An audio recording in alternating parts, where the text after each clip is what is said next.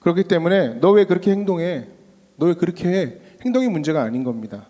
단지 내가 누구인지만 깨닫게 되면 행동은 자연스럽게 따라오는 거예요. 내가 누구인지만 정의되면.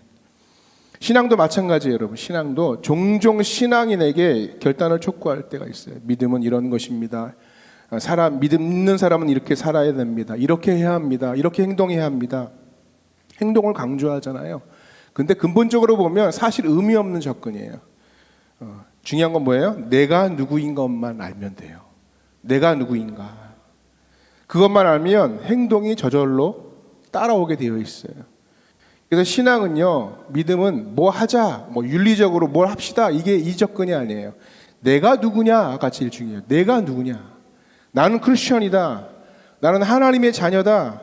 오늘 말씀대로라면 나는 주님께 붙은 포도나무 가지의 비유잖아요. 포도나무다. 그러면 누구 편인지 어떤 행동을 해야 하는지는 자명해지는 거예요. 그렇기 때문에 우리 인생의 중요한 순간마다, 여러분의 인생의 중요한 순간마다 반복적으로 물어봐야 돼요. 어떻게 해요? 나는 누구인가? 내가 누구인가? 근데 성경은요, 이것을 이미 우리에게 너무나 확고하게 이야기해 주고 있다는 것입니다. 오늘 성경이 이렇게 얘기해요. 너희가 내 안에 거하고 내 말이 너희 안에 거하면 무엇이든지 원하는 대로 구하라. 그리하면 이루리라. 주님 안에 거하고 말씀이 우리 안에 거하면 무슨 말이에요? 하나님이 일하신다는 거예요. 하나님이 그렇게 되도록 만드신다는 거예요. 이거 여러분 단순한 말씀 같지만 매우 강력한 말씀입니다. 오늘 여러분들이 붙들어야 될 말씀이에요. 우리 특별히 졸업하는 학생들이 붙들어야 되는 말씀이라고 저는 생각을 합니다. 너희가 내 안에, 이 말은 주님과 내가 하나 된 상태예요. 그래서 오늘 성경에 이 전체 15장 전체가 포도나무의 비유예요. 예수님은 포도나무고 우리는 가지고 하나 된 상태. 그래서 내 말이 너희 안에 거하면 이 말 있잖아요. 말씀이 우리 안에 거하는 거예요. 여러분 우리가 창세기 읽어보면 첫 번째가 뭐예요? 태초에 하나님이 천지를 창조하시나. 그리고 뭐라고 그래요? 빛이 있으라. 뭘로 창조하셨어요? 말씀으로 창조하셨어요. 말씀으로. 그러니까 하나님이 말씀으로 세상을 정의하셨다고요. 말씀하자마자 빛이 있었어요. 이게 빛에 대한 정의를 누가 하셨냐면 하나님이 하셨어요. 다시 말해서 무슨 말이냐면 우리 안에 창조의 역사, 새로운 시작은 어떻게 돼요? 하나님 말씀으로 시작하는 게 가장 강력하다는 거예요. 주님의 말씀이 우리 안에 들어오면 나는 주님과 하나가 돼요. 그래서 그때부터 하나님의 역사가 된다는 거예요. 그것이 오늘 이 말씀이에요. 그래서 말씀이 우리 안에 임하면 뭐가 작동하냐면 성령이 작동해요. 제자들에게 하나님의 약속이 임하고 말씀이 임하니까 그 제자들의 마음 가운데 성령이 임했어요. 성령의 내주라고 이야기합니다. 그래서 내 안에 성령이 내주하셔요. 예수님을 영접하면 그분이 내 안에서 나의 주인으로 일하세요. 그래서 예수님이 나의 주인이 되는 것입니다. 그게 납니다. 그게 나예요. 그게 성경이 말하는 믿는 자에 대한 정의예요. 정의. 그래서 우리는 어떻게 살아요? 성령님께, 예수님께 우리의 삶의 운전대를 맡기는 거예요. 제가 운전대를 맡긴다는 개념을 언제 깨달았냐면 우리 집사람 운전교습 시킬 때 깨달았어요. 난 쉬울 줄 알았어요. 근데 막 하는데 불안해가지고요. 보도블록을 한 번 탈 때까지는 이해됐는데 두 번째 타려고 폼 잡을 때 너무 힘들었어요. 그러면서 조금씩 말이 격해지고요. 급해지고요. 떨고 있더라고 내가. 왜요? 운전자를 신뢰하지 못하기 때문에 그래요. 그 사람이 내 생명을 내가 그 사람에게 내 생명을 저당 잡힌 거나 똑같으니까. 운전자를 신뢰 못하기 때문에. 여러분 근데 우리의 삶의 운전자가요. 루이스 해밀턴이라면 어떨까요? 내가 루이스 해밀턴 모르시는구나. F1 우승자입니다. 세계에서 연봉 제일 많이 받는 카레이 있어요. 보통 F1 그러면은요 포뮬러 1이잖아요. 이게 100km에서 300km까지 왔다 갔다 하는 거야. 몇 초 사이에? 1초에서 2초 사이에. 회전 한번 딱 돌면은요 그 중력의 5배가 가해진대요. 근데 그것을 이기고 우승한 사람이에요. 얼마나 운전이 대단합니까? 이 사람이 운전대 잡으면 우리는 두려울 게 없어요. 두려울 게. 아무리 빨리 가도 두려울 게 없어요. 왜요? 운전자를 신뢰할 만한 거예요. 여러분 우리의 인생의 운전자가 누구예요? 예수님인 거예요. 그게 우리의 정체성이고 내 자신의 정의라는 거예요. 그러면 걱정하지 않습니다. 내 인생 운전자가 전문가이신 예수님이면 주님께 운전대를 맡기는 순간 그러면 인생의 염려, 두려움의 문제, 해답이 다 나온 거예요. 왜요? 하늘 아버지가 내 아버지니까 염려할 것이 없어요. 성경의 표현대로 천만이 둘러싸도 전능하신 하나님이 도와주시니까 두려워할 이유가 없어요. 이게 다윗의 고백이거든요. 내 안에 예수 이름의 능력이 있으니까 결코 위축될 필요가 없는 거예요. 어느 한 미국의 마트에서 이런 일이 있었어요. 마트 가기 전에 꼬마 아이가 있는데 주일학교 잘 다니는 친구예요. 근데 엄마가 너 초코쿠키 좋아하니까 초코쿠키 이번에 안 돼. 5살짜리 아이한테, 유치부 다니는 아이한테 초코쿠키 사면 안 돼. 이렇게 말했어요. 절대 사달라고 하지 말으라고. 신신당부하고 주의지고 다시 막상 이제 마트에 갔더니 어떻게 초코쿠키가 보이잖아요. 사달라. 엄마 먹고 싶어요. 엄마 초코쿠키 사주세요. 엄마 사주세요. 그렇게 얘기했대요. 정색하면서 엄마가 혼낸 거예요. 안 된다고 했잖아. 다시 사달라고 주니까 안 돼. 아이가 절망하죠. 실망하죠. 들어놓을 수 없으니까, 더 이상 참을 수 없으니까, 그래서 그때부터 소리 지르기 시작했어요. 모든 사람이 듣도록 이렇게 소리 질렀어요. 나사렛 예수 그리스도 이름으로 명하노니 엄마는 나에게 초코쿠키를 사줘라. 사줘라. 사줘라. 그러니까 엄마는 눈이 후둥그레지고요. 주변의 사람들은 막 웃기 시작하는 거예요. 근데 대견하고 너무 귀여운 거예요. 5살짜리가 그러고 있으니까. 그래서 처음 본 사람들이 다 다가가지고 야, 내가 사줄게. 내가. 그날 초코쿠키 10박스 들고 나왔대요. 10박스. 네. 여러분, 그 아이에게 어떤 추억이 쌓였을까요? 와, 예수의 이름이 대단하구나. 그런 추억과 그런 감격이 있었지 않겠습니까? 평생 좋은 경험이라고 생각해요. 네. 여러분, 예수의 이름이 강력하다는 것, 내 안에 누가 계신다는 것, 그것을 우리가 확신하는 것, 이거 되게 중요합니다. 제가 광고를 여러 개를 요즘 이제 보는데 제가 굉장히 불쾌한 광고가 하나가 있어요. 예, 그랜저 자동차 광고가 제일 싫어요. 예. 제가 꼭 소형차를 끌고 다니기 때문에 싫은 건 아닙니다. 그런데 광고 내용 자체가 별로 표현 방법이 별로 좋지 않아요. 남자가 슥 한 사람을 쳐다봐요. 한 사람이 퇴사를 하는데 사업을 시작한 거예요. 아이디어를 가지고. 근데 차가 바뀌었네.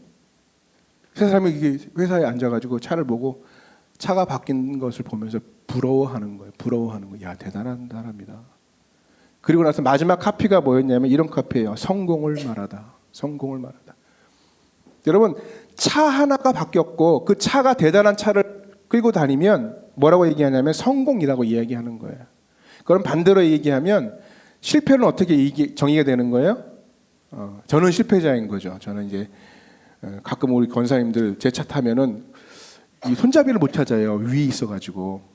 예, 제가 좀 작은 차를 몰고 다니다가 못 찾아요. 예. 여러분, 세상의 사람들은요, 나에 대한 정의를 그런 것으로 해버려요. 너는 작은 차 타고, 너는 차 없지, 너는 실패자야. 우리 학생들은 그런 정의에 정의 당하지 않았으면 좋겠어요. 남들이 그렇게 얘기한다고 내 자신을 그렇게 정의할 필요가 없다는 거예요. 여러분, 그래서 우리는 사람들의 말이나 이야기에 너무 움직일 필요가 없어요. 말에 붙들리는 삶이 아니라 말씀에 붙들리는 삶이 돼야 돼요. 한번 우리 친구들도 같이 크게 따라해 봅시다. 말에 붙들리지 말고 말씀에 붙들리자. 대표적인 인물이 성경에 다윗이에요. 다윗이요, 전쟁이 났는데 블레셋과 전쟁 왔어요. 자기 형님들 도시락 갖다 주러 왔는데 난린 거예요. 다들 부들부들 떨고 앉아 있고요. 멀리서 3m 넘는 애가 막 욕을 해대면서 막 저주하면서 하나님을 욕되게 하고 사람들 막 부들부들 떨고 있는 거예요. 가만히 보니까 이 친구들이, 이스라엘 백성들이, 군사들이 떨고 있는데 어디에 붙들렸느냐? 말에 붙들려 있더라고요. 말에. 다윗이 열받아가지고 어떻게 했어요? 왕이시여, 제가 나가겠습니다. 그리고 나갈 때 하는 말이, 여러분 사무엘상 17장 45절 말씀 같이 한번 읽어볼까요? 17장 45절 말씀. 다윗이 시작. 다윗이 블레셋 사람에게 이르되 너는 칼과 창과 단창으로 내게 나아오거니와 나는 만군의 여호와 이름 곧 네가 모욕하는 이스라엘 군대의 하나님의 이름으로 내가 나아가노라. 마치 아까 꼬마처럼 내가 예수의 이름으로 명하노니, 이거랑 똑같은 거예요. 내 안에 하나님의 이름이 있다는 거예요. 내 안에. 다윗은 어떤 사람이에요? 많은 사람들이 골리앗의 말에 붙들렸을 때 다윗은 하나님의 말씀에 붙들렸다고요. 할렐루야. 이 말씀에 붙들리는 게 매우 중요한 거예요.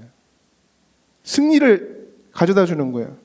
오늘 본문에 내 말이 너희 안에 거하면 이 무슨 말이냐면 말씀으로 나를 정의하라는 거예요. 말씀으로. 제가 꼭 빼놓지 않고 이야기하는 하나의 예화가 닉 부이치치이거든요. 한번 그림 한번 띄워주세요. 최고의 장애, 그분이 이렇게 얘기했어요. 최고의 장애는 당신 안에 있는 두려움이다 그랬어요. 스스로 한계를 정하지 말아라. 나는 팔다리가 없지만 나는 날마다 새로운 곳에 도전한다. 그래서 어떻게 해요? 골프도 치고, 뭐 성장하면서 학생회장도 막 하고 막 다 했대요. 정상적인 학교에 들어가서 활동하고 도전했대요. 이렇게 할 수 있었던 이유가 뭐예요? 15살 되던 해에 얘도 이 릭치도 얼마나 많은 애들로부터의 말의 공격을 받았는지 몰라요. 저 병신 저거 아무것도 팔다리가 아무것도 없으니까 저거 할 줄도 모르고 저거 사람들이 막 수근수근 되는 소리가 들려요. 여러분 VGC는 그 말들을 자기의 삶의 정의로 받아들이지 않았어요. 어느 순간 고민하고 하나님 앞에 기도하다가 어느 날 말씀을 읽었잖아요. 그것이 요한복음 9장 3절 이하의 말씀인데 이 말씀이에요. 이 사람이나 그 부모가 죄를 범한 것이 아니라 그에게서 하나님이 하신 일을 나타내고자 하심이라. 이게 무슨 말이냐면 소경된 사람이 날 때부터 소경된 사람이 있는데 이 사람이 왜 그래 이 처음 날 때부터 이랬습니까? 라고 제자들이 묻는데 예수님이 대답하신 말씀이에요. 이 사람은 저주받은 인생이 아니야. 이 사람은 어떤 사람이냐고요? 하나님의 하시는 일을 나타내고자 하는 사람이다. 이 말씀이 자기 가슴에 꽂혔다고요. 뭘 붙은 거예요? 말씀에 붙들인 거예요. 그러자 여러분 삶이 달라졌어요. 우리 가족 사진도 한번 보여주세요. 가족이 지금은 더 늘었어요. VCC 가족이 더 늘었어요. 막 팔없는 아이도 막 위로해주고요. 지구상 어디에 가도 그 사람의 위로를 아니고는 정말 위로해줄 사람이 없는 것처럼 너무나 영향력이 있는 인생이 되었다는 것입니다. 그 사람은 이렇게 얘기해서 이 말씀의 정의를 내가 가슴에 담고 기도했어요. 그러자 내 인생이 달라졌어요.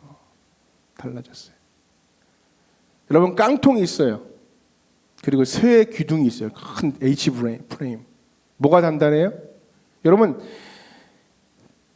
속이 빈 것과 속이 꽉 찬 것의 차이잖아요. 믿음도 마찬가지예요. 인생도 마찬가지예요. 신앙도 깡통 신앙이 있고 쇠기둥 신앙이 있대요. 겉은 비슷해 보이지만 철로 돼 있지만 그러나 속은 완전히 다른 거예요. 내면이 가득 차야 쇠기둥이 되는 거예요. 깡통 신앙의 특징이 뭐예요? 깡통 믿음의 특징이 뭐예요? 발로 차면 어떻게 돼요? 찌그러져요. 발로 차면 뭉개져요. 모진 풍파에 찌그러진 모습을 보여요. 그래서 많은 생치기와 상처를 안고 살아요. 지나가는 사람에게 들은 말 한마디. 너 왜 저렇게 이렇게 생겼어? 너 이렇게 뚱뚱해? 여러분 그거에 민감하죠? 학생들. 왜 이렇게 찌질하게 생겼어? 그런 지나다니는 말들. 어떤 친구 막 욕을 하는 걸 못 견뎌하는 친구들 있어요. 그런 말들. 그런 것 때문에 상처가 생겨요. 왜요? 그런 말을 들었기 때문이기도 하지만 속이 비었기 때문에 그래요. 속이 비었기 때문에. 깡통이라서. 반면 쇠기둥은 달라요. 속이 꽉 찼어요. 강한 쇳덩이를 가득 차 있어요. 그래서 발로 누가 뻥 차요. 그럼 누가 아파요? 발로 찬 놈이 아파요. 뭐라고 얘기해 이런 사람들은요? 뭐 어때? 뭐 상관없어. 나는 아닌걸. 나 못생겼다고? 난 아닌걸? 난 아닌걸? 당당하면 흔들리지 않습니다. 왜요? 안이 가득 차 있기 때문에. 넉넉하게 이기는 거예요. 여러분 말씀을 채운다는 거는요. 내 안을 가득 채우는 거라. 다윗이 그렇게 살았다는 거예요.